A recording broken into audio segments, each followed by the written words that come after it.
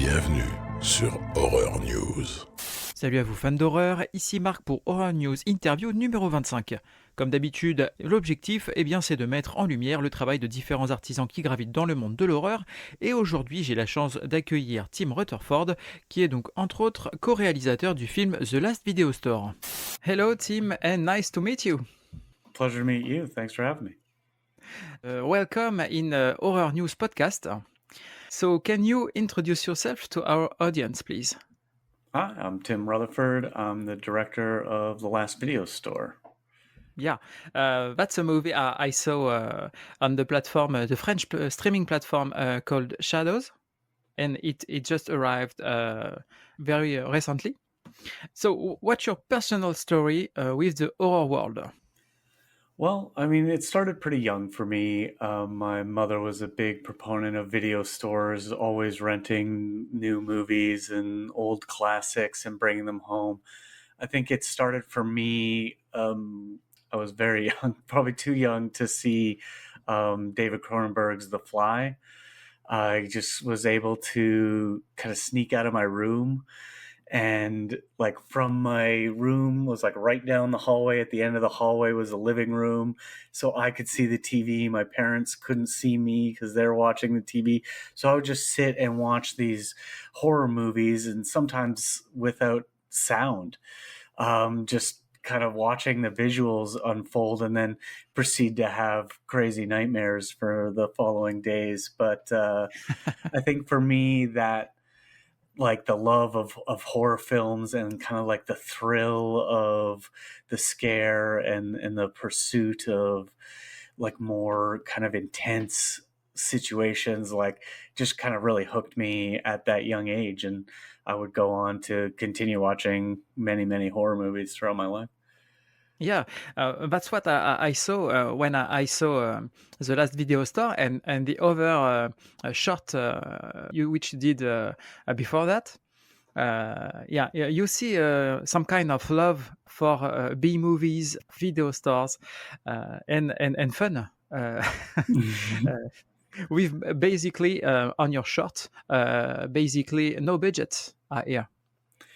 Yeah, well, I mean, like for the shorts, like we were just funding those ourselves up until we managed to get a web series funded here in Western Canada. They have a great program called Story Hive, so we were able to, for the first time, kind of take somebody else's money and put it to work, and put our friends to work and not really pay them, because it was only like $15,000 for like 8 episodes or something of that matter. And so that really like kind of set in that like understanding not only just of how horror movies kind of are achieved through typically lower budgets, but also how to kind of use that money in the right places. And it definitely kind of hooked Cody and I, the co-director, into that. Like, this is why B movies kind of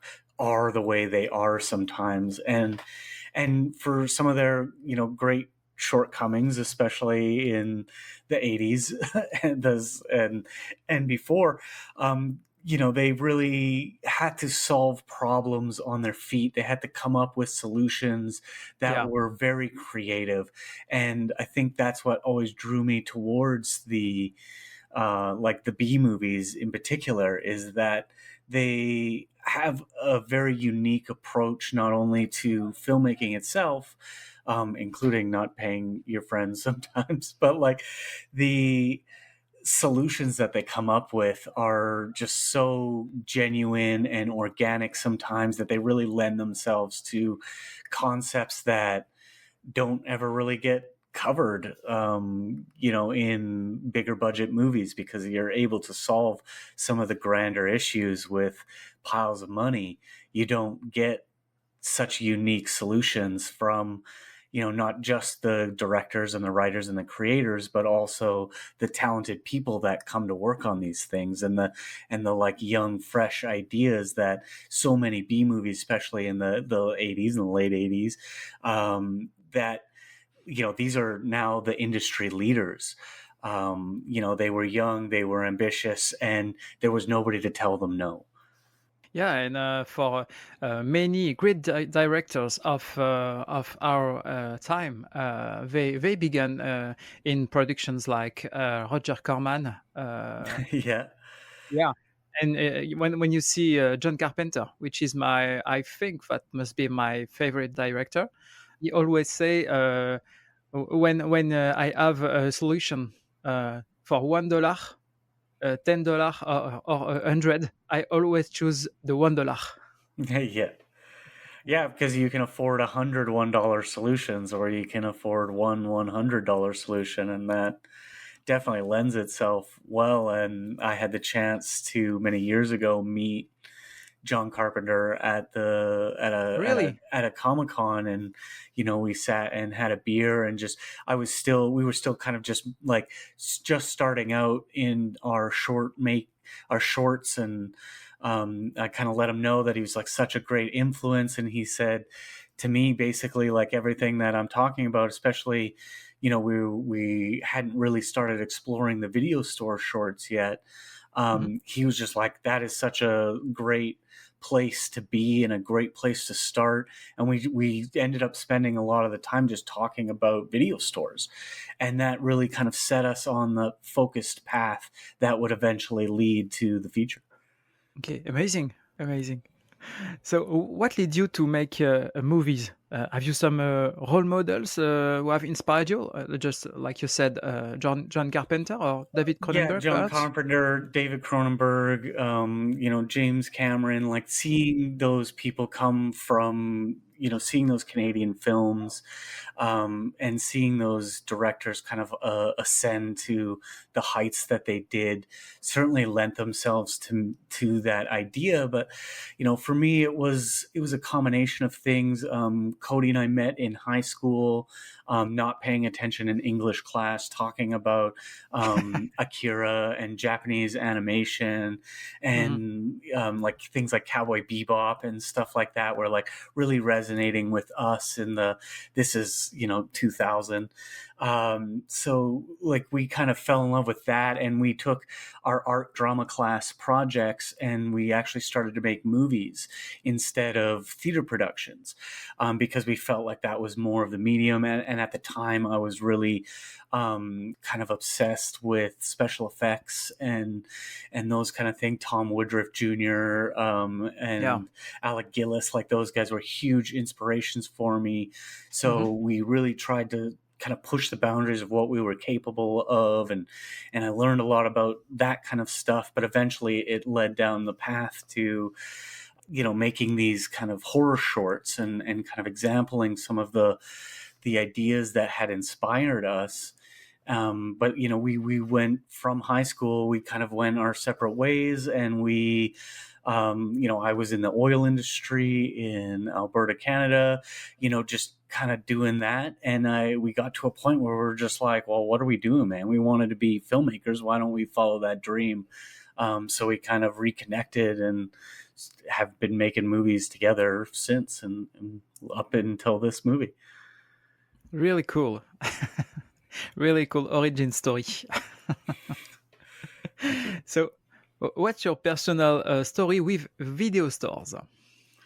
Like I had mentioned, my mom was big on that. It was cheap movies on Tuesdays. So every Tuesday, me and most of my family, she'd take my 3 siblings and I down to the video store, and we would pick through the aisles, and it was just kind of free reign. And, at this point, I was probably like 10 or 12 years old. My mom would just rent horror movies for me. She understood that, I had a pretty good grasp on, this isn't real. And, especially in these days with the VHS and with the birth of DVD and special features, like I became like really obsessed with the process. Yeah. So a lot of that was just searching the aisles and picking movies just based on their covers, and we'd always have, one, my mom's rule was always like, try and pick like a real movie, like a very seriously made, likely larger budget or, new movie. And then, some of the other, you get, rent two, get one free. The free one, whatever, would always be the like B movie or the kind of schlocky horror movie. And so for me, it was always about that kind of energy. And then Cody and I, like I said, we're starting to make shorts again, and we were looking for a place to show this. So we found a local genre film festival in Edmonton called Dedfest. And that would play shorts up on the big screen as part of their, monthly movie screenings and their big October festival. So we made a few shorts like that. We started to win some of those competitions, and that's where we met Kevin Martin, the owner of the video store and star of The Last Video Store. He was helping run the festival. So part of the prize actually was going to his video store. And this would be, I think, 2010, 2011. So at this time, video stores in Canada were very, very rare. Most of them had since faded away, and there just wasn't a lot of options for that. So to discover one in our city, and not only that, but one that is he only carries genre films and kind of offbeat horror films, and he doesn't do big blockbuster movies usually. He's got racks and racks of movies I had never seen, heard, or even dreamt of before. So going in there to kind of pick our prize and meeting Kevin just really started to kind of snowball that idea that this place has such a magic energy, and that energy is kind of getting lost on a lot of the world, and a lot of young filmmakers and people with these shared ambitions of Cody and I won't get the opportunity to explore that. So, we just kind of got obsessed, really. And I'll go there, and much to Kevin's chagrin, we started to hang out there. He plays movies all day, and people come in and out, and he's still operating that video store in Edmonton to this day. So every time I visit, I'm just always sitting there on the couch, but it's a big kind of faux pas. He doesn't let everybody sit on the couch, so it's that experience and that place kind of became a bit of a temple for us, and we were able to explore, like I said, movies that I didn't know existed, and that most people might never see, because especially in the digital era, where not everything gets streamed. So, but there are hundreds and thousands of movies that get produced globally, and a lot of them still, thankfully, are in analog. So, I still have access to a great number of movies. Okay. But that's interesting, because when you watch at the Last Video Store, you can feel the video store is one character of the movie. For me, I speak. Yeah, that's what I feel when I saw the movie. So, can you introduce your movie, The Last Video Store, to our audience, please? Yeah, The Last Video Store is a tale about a video store owner and a young woman kind of crossing paths in the final days of the video store being open. She kind of returns an artifact to that store that starts to release some of the creatures and monsters and characters from video store era B movies into the shop, and they kind of have to work together using Kevin's knowledge to survive and kind of right the wrongs and hopefully preserve the shop. So that kind of came about, and you can find that on Arrow Video. did the UK release on a beautiful box set. That's available now. And for any audience members in Canada, you can also find that from Black Fawn distributors, who did also a very beautiful cover. And coming in this new year, we'll also be releasing a limited edition VHS of the movie as well. Because we really did end up focusing on the VHS aspect of the movies and kind of using that as our medium to tell the story, even though it's set in kind of modern times. Yeah, but when you see that Alien Romulus, Terrifier 3, and I think that's Late Night with the Devil, which also have some VHS release, so that's not so... Yeah. Totally, yeah. And so, yeah, like we're seeing a little bit of a resurgence. So that's very exciting for us to kind of watch our movie that is, in homage not only of the VHS era, but also of these like B movies, and seeing modern horror movies kind of retake that format, and contemporary collectors just absolutely loving that. So, it's very exciting to see us pressed into magnetic form. So, yeah. So you directed it with Cody Kennedy. How did you split the work around the movie? Yeah, well, it's, always working that closely with somebody in that kind of creative capacity is always like a bit challenging. We've known each other for 27 years now, I think. So it's been a long time coming that we were able to kind of communicate without talking and understand each other. So when it came to like on set and that, like I did the writing with a co-writer as well, Josh Roach, who helped us kind of like make sense of a lot of the ideas that we had going. And then I do the production design and some of the effects, and shared that props with Dominique Arnold. And she's just an incredible artist. So, we kind of find that balance. I do a lot of the production work, and Cody is an editor. So he's got very clear kind of vision also of the like final product.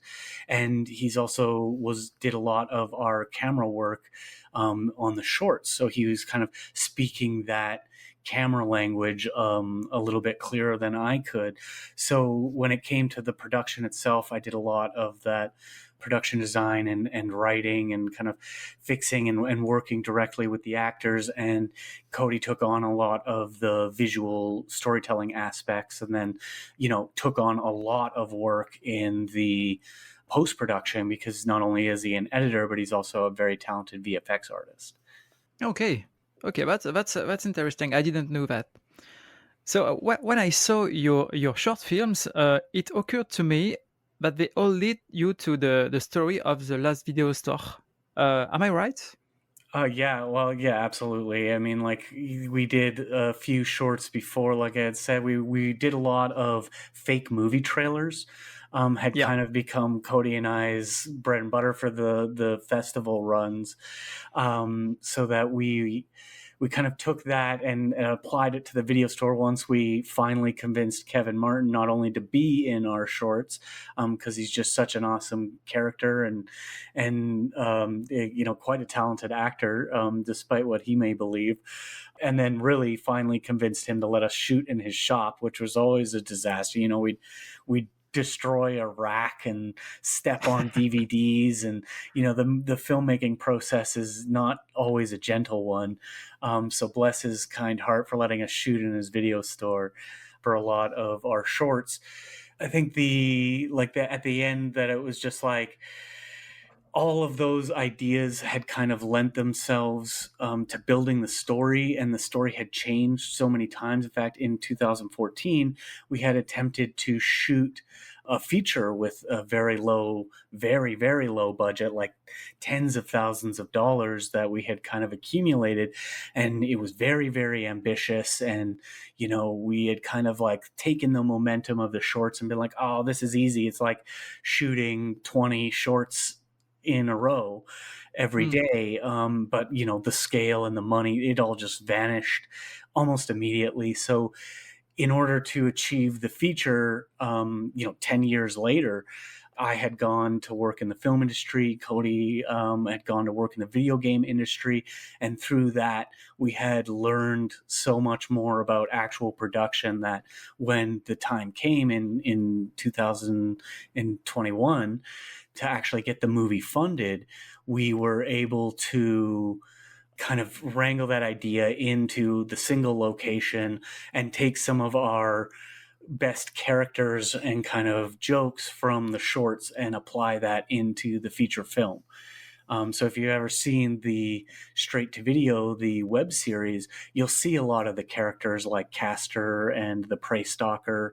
Like that's where those ideas were born. And, you know, I kind of attribute it similar to how a lot of musicians will play, you know, what are essentially their first album for years and years and years before they're able to get that big release.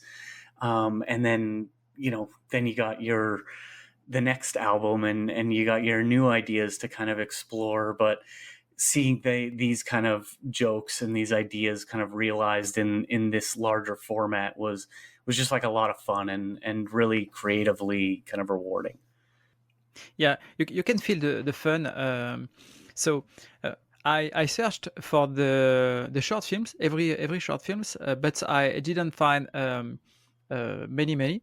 I found the one I loved. I think I loved every short films that I found, but the one which stick the most to me, I think it's the tokusatsu Japanese style with the VHS armor.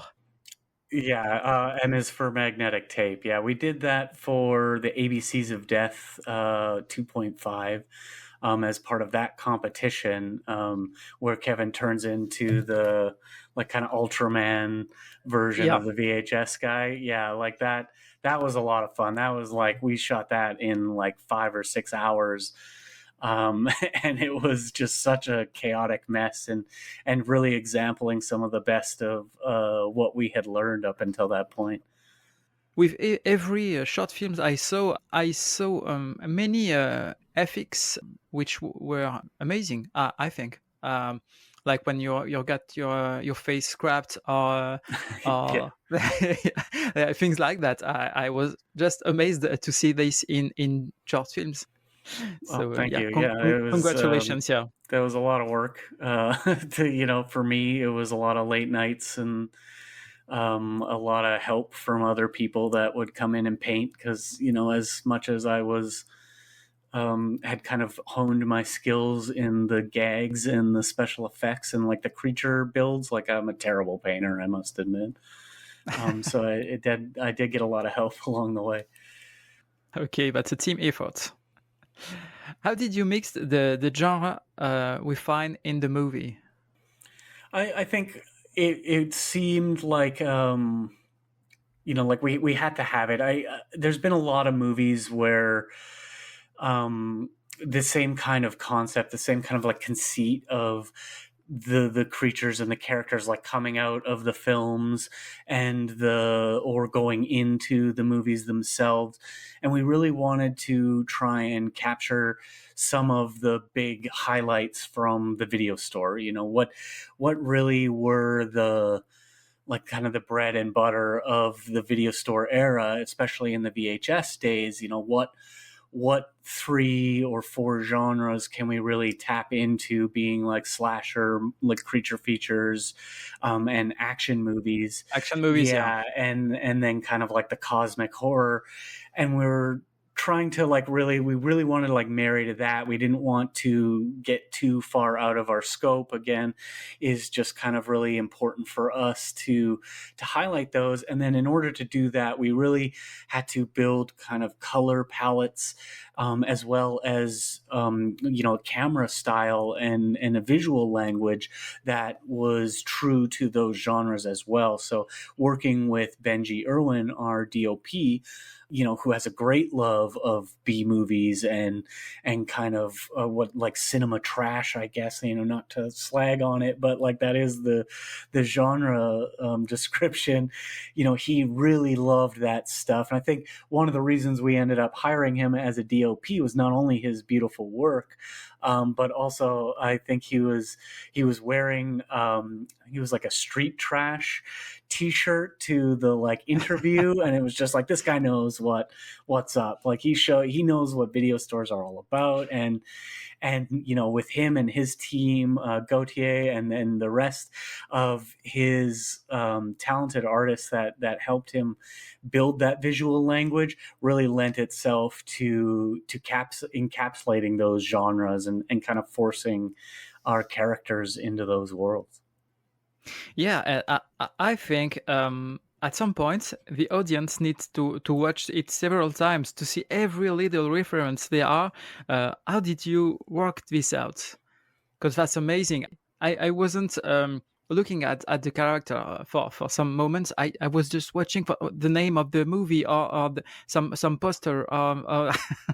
Yeah, it was. I mean, I think there was 3,382 unique titles that we had to glue onto cardboard cases because we couldn't get a hold of VHS. So we had to like the ones on the racks are, we had to spray paint them black, and like Kevin was doing a lot of that and like glue sticking these names on there. So, and then finding posters to get on the walls. A lot of shout out and a lot of love to our friends like Astron 6 and RKSS and some other great genre names that lent us their titles so that we could fill our walls with posters and deal with 150 hours of legal tussling to get clearance for a lot of that stuff on the walls, and a lot of those references and that kind of comes out of being able to access somebody like Kevin Martin, who actually runs the video store, and he actually has a lot of this knowledge. And some of his deep cut rants in the film were him just like almost ad-libbing a lot of this, just off of memory and drawing off of stories and kind of tapping into that. We were able to kind of uncover a lot of Canadian B movies in Canucksploitation and kind of access that and really like lean into the like unique place that B movies played in video stores and kind of the sad reality that now we don't get a lot of that. You kind of get nostalgia and they'll kind of sprinkle in these things, but we wanted to kind of access the nostalgia for the off brands, the mockbusters and kind of like the like, not quite, obviously it's a bit of a Jason reference, but this is actually a reference to the movies that were kind of playing off of that and ripping that idea off. Yeah.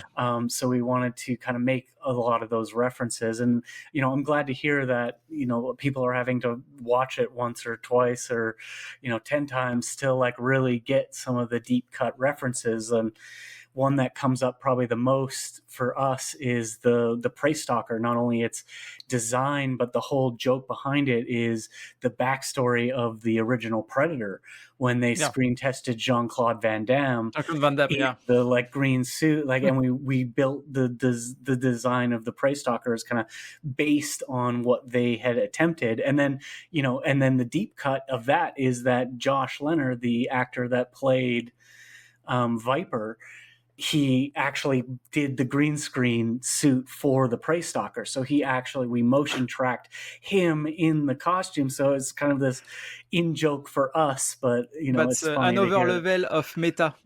Yeah, exactly. Okay. So how did you choose the actors? Well, like you said, Kevin Martin was the obvious choice to play Kevin Martin, the video He store owner. is amazing. He is amazing. And I absolutely agree. Like he, really stepped up and stepped into that role and took time away from the video store, which is a difficult thing to do, to be gone for a month in a video store in 2022 is not an easy task for him. But he really stepped up and stepped into that role and really delivered a lot of the emotion and heart that, he has to offer. Josh Leonard is part of our long-standing cast and crew and a dear friend. Like him and I built that set of the video store together, and he's just such a hard worker and such a great performer that we met him in high school and he really blew us away and has been attached to almost every project that we've ever created. And then we had the joy of actually working with a casting director to find Leland Tilden, who played Castor, who's a great physical performer, just has such big energy and just such great presence on screen. He had always dreamed of playing an iconic masked killer, so we're happy to give him that role and let him fill those massive shoes. And then we also met Yaya Adams, who steps in as Nyla, and we met her through the casting director. She's Toronto-based, had done a few shorts before, and that was a very interesting process for Cody and I because we had never done kind of casting in an official capacity. And she just had all the right energy to kind of deliver to that. And in earnest, like she's a big kind of movie buff and like a very passionate fan. So we actually kind of had to take her and, well, actually you got to play the straight a little bit against Kevin. So you got to like kind of pretend not to know all this stuff and not to be excited by it. And I think she just really delivered on bringing not only like a unique voice, but like to bring that like experience that, we didn't share to the screen. That was, I think, really integral to the storytelling. Yeah, like every buddy movies, you need to find the balance between the characters. So yeah, I think it's a good one. Thank you. The effects are really good, as they were on your short films, like I said. Do you make them yourself, or so you like you said you have some help of other people? Yeah, so I did a lot of the designs for the creatures, having that experience before, and kind of designed some of those gags. But we had help for the kind of TV entity at the end of the movie from Stephen Kostanski. From Astron 6 and Psycho Goreman. And, yeah, I saw the poster of Psycho Goreman in the store. Yeah, yeah, and we've helped on a number of his movies. Like Cody and I have kind of lent a few of. I don't know if you ever seen his short film BioCop. Like I'm in that. Like we'd shoot little segments for him and kind of help out. And Cody's done a lot of visual effects for him as well over the years. We're shooting in Hamilton, Ontario. And he's based in Toronto, just an hour away. So he was able to come down and kind of lend us some of his stuff, including like the Taggart corpse and the like Taggart head. Like those are props and effects from his movie. So we were actually able to borrow them and kind of utilize those as part of our sets, which was just really generous of him to kind of lend those very expensive things to a production that can't necessarily afford them. And then for some of the bigger effects, some of the blood effects and what happens to Viper's beautiful face, that was Butcher Shop, Carlos and his boys, based in Hamilton, Ontario as well. They casted Josh's head and made those awesome effects and really stuck out for us. Carlos himself came out to the set to help like rig and run those gags, and it's just such as much of experience as making those kind of short film effects. It was just really awesome to have one of the great Canadian effects artists, like on set, super enthusiastic, and sticking around for hours more because short, low budget filmmaking never goes the way you want it to, and to have him come out and like rig those and pull off those effects was just absolutely such a blessing. And he also made the caster cowl for us and let me keep it, and it's just kind of like sitting on my shelf and looking kind of weird and distressed now and kind of falling apart, but like they made these effects out of the same love that we share for B movies and video stores, and cut us an amazing deal. And it was just such a pleasure to work with them and to see effects artists, something that I desperately wanted to be before I kind of fell into the trap of directing,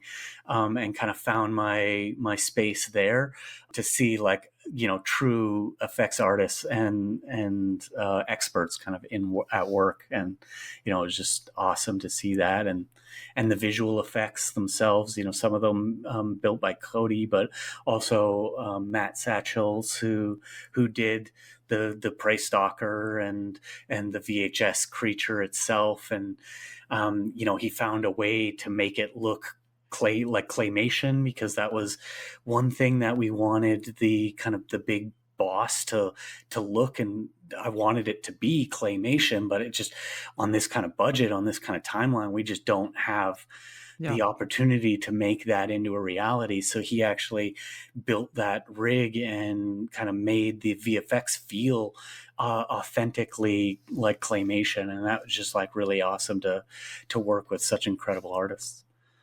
Yeah, but that's for me, the movie is like is filled with love of true passionate people. I feel it when I see it.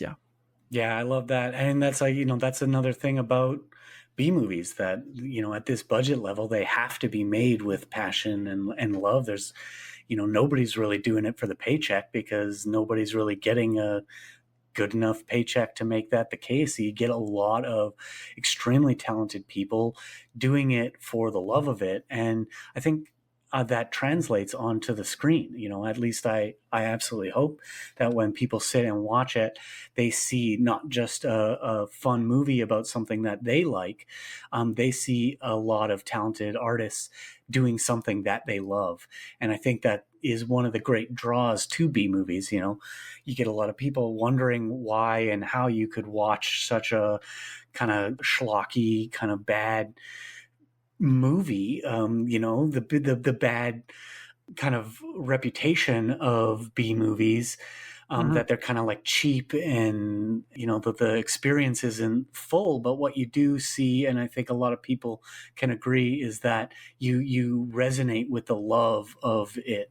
That the only good B movies are made by people that absolutely love what they're doing. And that, I feel, sometimes translates through the screen.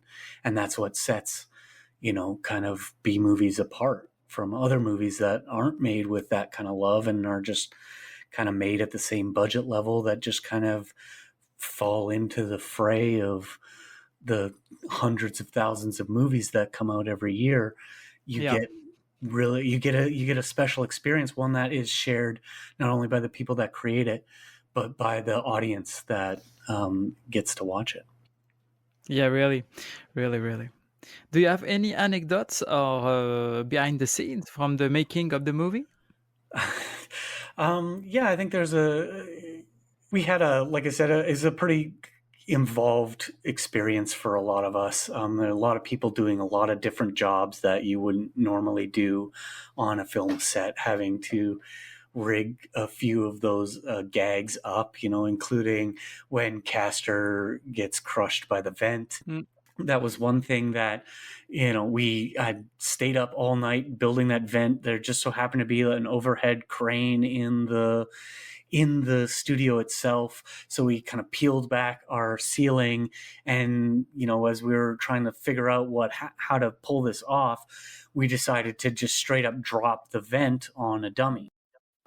So we had attempted it once or twice to kind of middling success, and Josh and I, who are kind of like running this stunt, I guess, actually kind of strategized to distract our assistant director, who was very adamant that we were like running out of time and needed to move on. I kind of used a bit of a tactic to distract him while we set it up again. And basically, by the time he got off the phone and kind of walked back to set, he realized we were like about to do it again. And, you know, it was just too late to stop it, basically. And for that, I was literally like holding the rope at Video Village, like doing the call outs and, you know, dropping the rope so the thing would fall down. And I had the dolly grip just throw like as many sandbags as we could fit in there, so it would just hit as hard as possible. And, you know, I was really happy that that kind of worked out. And, you know, there's a few shots in that, in the movie itself that kind of emulate a lot of that like we get these kind of weird and authentic moments that ended up staying in the film, and including the one gag with the head at the very end of the movie, that we kind of used the same head again because we couldn't afford the new head, and it just kind of it played into like the organic nature of the B movie, and the joke itself is just like we basically ran out of money for the effects and couldn't afford the head, so we were just like, well, we got this other one, we kind of have to use that, even though it, you know, it doesn't make any sense whatsoever. Yeah, but it works because that's a running gag along the movie, and you explain it at the first time you saw yeah, fake in head. the bathroom with Taggart. Yeah, It works. yeah. How did the public receive the movie? Really well. I mean, the UK like pre-sales of the Arrow DVD sold out, so they had to do a second print of it. So that's like incredible news. I think we've done. We're up in like some of the top 10 lists for Canadian releases this year, so that's like huge in the genre space, and that like has really energized us as well. And in the festival run, we debuted at Fantastic Fest in Austin, Texas, so that was really exciting to be at like such an amazing staple of the genre film industry, and to kind of, you know, be there at opening night, and to have, I think we ended up with 6 screenings. I think some of the like Canadian jokes, especially some of the like hockey jokes, didn't hit quite as hard as they did in some of our Canadian screenings. We did a hometown screening to 500 people, and that was incredible in the beautiful Garneau Theater. That was, you know, such an energetic audience, and I think they really loved it, and they've kind of watched our 12 years of shorts and watched our progression. To kind of see it culminate in that way was just incredible. And I think all in all, like, you know, we're just very grateful to have been given the opportunity to kind of make such a silly and kind of offbeat movie. I'm gonna try to get one of the Blu-ray of the UK edition. I'm gonna try. Please do. Yeah, they did some incredible stuff. There's some of our shorts are featured on the DVD. There's, you know, a full booklet. They also, not only is the cover art absolutely beautiful on anybody's shelf, but they did a few featurettes with some like film essayists and doing commentary on our movie, which is just such like a head spin for us to be sitting and watching, you know, these film experts with Arrow of all people who have an absolute love of these, you know, genre films, and do such an amazing job and careful work with representing that and keeping that format alive. To hear them just kind of say such kind and, you know, sometimes critical things of us is just an incredible experience. I could have never picked a better distributor. Honestly, if somebody put the list in front of me and said, pick one, I would have felt, you know, imposter syndrome kind of picking Arrow. but it was just an incredible release. So I think the public's been very, very generous and shown that not only is the analog format still very much an important part of genre and horror films, but also, that the love of the video store, hopefully can live on and reach out to another generation. Yeah, hope so. Hope so. Can we find some of the short films on the Blu-ray? Do you know? Yeah, there's we just passed Christmas. "'Twas the Night of the Tree Beast." That Yeah. was on the Arrow release. There's also the video store commercial, which was the short film that went to South by Southwest and actually got us into the Frontiers film market as a part of Montreal's Frontiers. And that is actually what connected us with the financiers and Blue Finch, our sales team that actually got the movie made. So it's, you can kind of see the actual video store in a lot of that. And we did, when we built the set for the video store, we tried to emulate those dimensions and, like we added a few feet and, a few flyaway walls and raised the ceiling just up a little bit. And so you can kind of see the growth of those shorts that led to the feature film. Okay, excellent. How did the movie impact your career? Well, I can go to a party and tell people I'm a filmmaker now. So, you always kind of feel a little bit wishy-washy, even, as a short filmmaker, when you go to the film festivals and you come back and you're energized and you start work on your next project. Now having a DVD out and, merchandise and stuff like that really has, I guess, kind of convinced me of the truth that, like, I achieved a dream, and that the dream is not something that you don't reach the top of that mountain. You're always climbing it. You're always kind of building towards the next thing. With the DVD sales being so well, we've been able to get meetings and discussions on next projects and furthering that along. I mean, it's a B genre movie. I still have to, have a job. So it's not like, I finally bought that Ferrari or anything like that. Like we did not make a lot of money on that. So like, as far as like a financial career, it's still a very tenuous thing, but the next projects are kind of rolling up and trying to use and utilize that momentum to the best of our ability to kind of make our next things.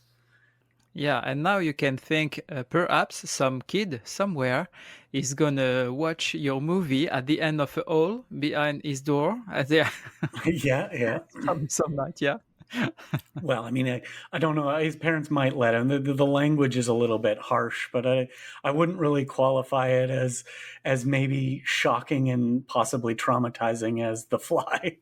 No, As far as horror goes, it's pretty soft in the horror, but really diving into the genre aspects and having a lot of fun in that space. Yeah. Have you some movies that you saw recently or not to recommend to us? If you haven't seen it, I would definitely recommend Nosferatu.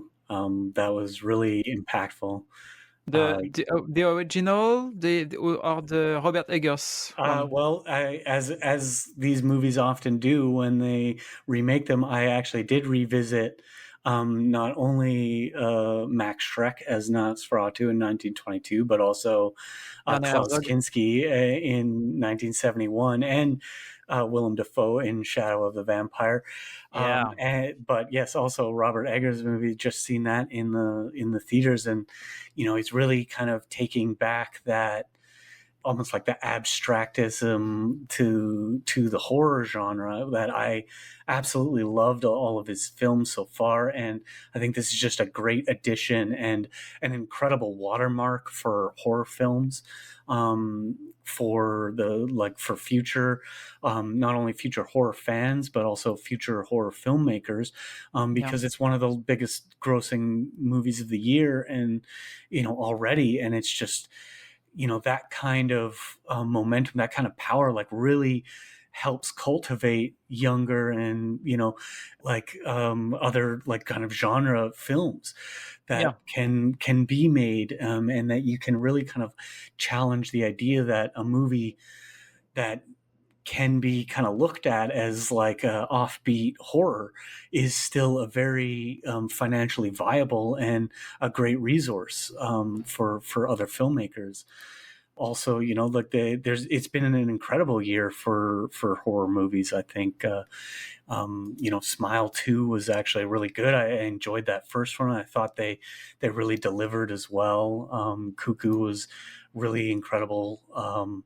Just seeing a lot of stuff like The Substance as well, just being such a powerful movement, again, in that kind of absurdist territory, and maybe not quite as horror movie typical as Nosferatu. It still kind of really plays on that Cronenberg and that body horror thing that, still to this day resonates with people. And again, taking that kind of concept and idea and applying a contemporary view and a kind of contemporary conversation to that horror is, what I would love to see more of is creating that conversational space to kind of engage with, modern ideas through horror. And I think, there was a time in horror movies where they just kind of started to, satirize themselves and kind of play on that. And, obviously my movie takes a big part of that, but we're also trying to tell a kind of modern story about losing things. And nostalgia isn't always a bad thing, but it also isn't always a good thing. You can get trapped in these old ideas and, sometimes need to push forward. And I think a lot of movies are really taking that risk. And, I would really recommend checking these movies out because they are skewing the views of, what is and kind of what can be horror. Yeah. I think too. So, have you some new projects on the way? Well, nothing, nobody's handed me money yet, but like I said, I've had a few movie kind of meetings and pitch sessions. So I got, a ghost movie that's kind of in the works, kind of a little bit more typical to the vein of, the video store and kind of those spaces and in that kind of genre, low budget territory. And then in 2 weeks, I got a big pitch for kind of a larger creature feature that we're trying to roll out. So yes, thank you. Fingers crossed. Yes, I'll try and keep the updates rolling. Is so stressful, exciting, and a lot of late nights. I call Kevin every Thursday. So tonight I get to talk to him tonight, and we just sit there and jam on these ideas. And, it's really awesome when you pitch something to your best friend who owns and operates a video store, and he's just a wide-eyed, I've never seen anything like that before. So I'm very excited for the next few projects. That's cool to see so much energy in creation. Yeah, you gotta love it for almost the entire time, or it's only in the edit that the filmmaker is like, this sucks, I hate it. Because that's just kind of, I think it's a part of the natural creative process to kind of reflect on it and this is a mistake, and then it comes out and you're like, no, that was fun, that people like that, and I should make more. So where could we follow your work? Well, I'm kind of chronically offline. I don't really do a lot of social media, but you can definitely find me on Instagram at Dinosaurcerer. You can keep your eyes on Black Fawn, Canadian distribution company. I think I'll be working with them in the near future. And, anywhere you find your kind of horror news. Hopefully our next project will get a feature in, things like Absolute Underground and these kind of like horror magazines that keep us all up to date. Hopefully your podcast as well. We can reconnect in the future. And in your local video store, like if you see a cover that particularly speaks to you, maybe it was my movie. So I'm just gonna advise to our audience to go to the streaming platform Shadowz if you are in France, to watch the last video store. So your movie with Cody Kennedy and Kevin. Mm-hmm. But that's I think for the moment the only way to see your movie. Yeah, and I think, for those of them in the States, you can find it in North America, is Apple TV actually has it for rent right now. And then currently just the analog versions. And to my knowledge, in late February, early March, we'll see a broader digital release. So it might be just more easily discovered for the feature film on a digital platform kind of around the world. Okay, great. So just before we finish this interview, I need to ask you some rapid fire questions. Right.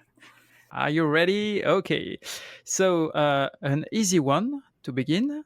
TV show or movie? Movie. John Carpenter or David Cronenberg? John Carpenter. Movie theater or home cinema? Movie theater all day, every day.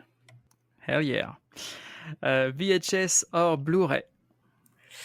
Oh, you got me. Blu-ray. It's just too pretty. You get the special features you just can't get on VHS.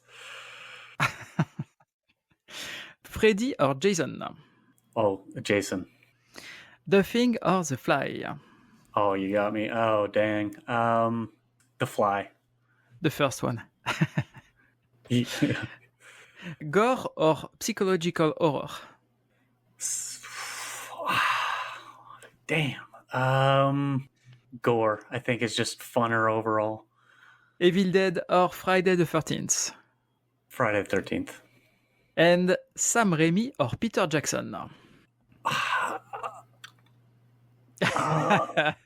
I did my homeworks. I'm going to say Peter Jackson. I think he was overall more of an inspiration for us, especially with Bad Taste and Dead Alive. Like those were really formative for Cody and I. Okay, thank you. So we are done. You can breathe. Thank you. Thank you for taking your time to answer my questions. And I'm gonna add all the links to your work and to your movie in the commentaries of this video, of this podcast. Okay? Thanks a lot. It's absolutely my pleasure. Yeah, absolutely. Nice to meet you and see you soon. Take care. Merci à vous d'avoir suivi cette émission. Je vous invite à me suivre aussi bien mes invités que moi-même sur les différents réseaux sociaux que vous trouverez dans la description de l'épisode, ainsi qu'à partager le podcast autour de vous.